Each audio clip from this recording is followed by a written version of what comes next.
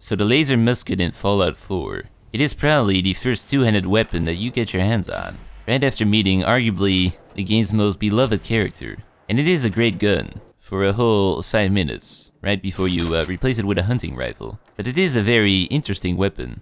There's just something about that crank that makes it special. Now, since I'm an aspiring mechanical engineer, the crank mechanism fascinated me.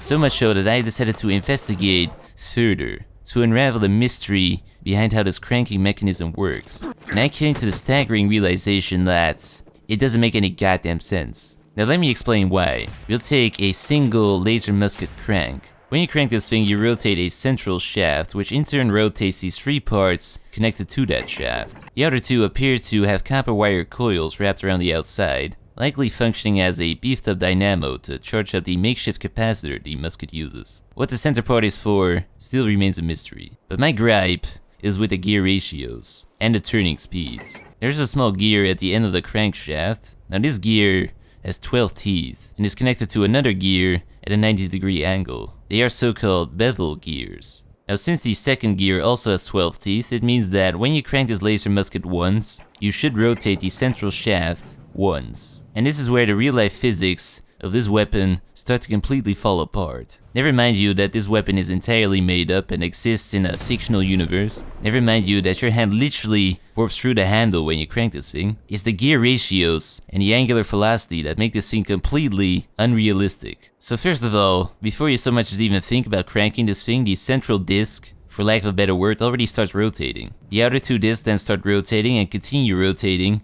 even after you've stopped cranking this thing. Then the disc at the very back rotates clockwise, even though the main shaft rotates counterclockwise. But the worst offense of all, the absolute worst, is that the outer two discs make a full 2 rotations instead of 1. Meaning that this thing uses some kind of weird, inverted planetary gear system that disobeys the laws of physics. So my immersion has just been completely shattered.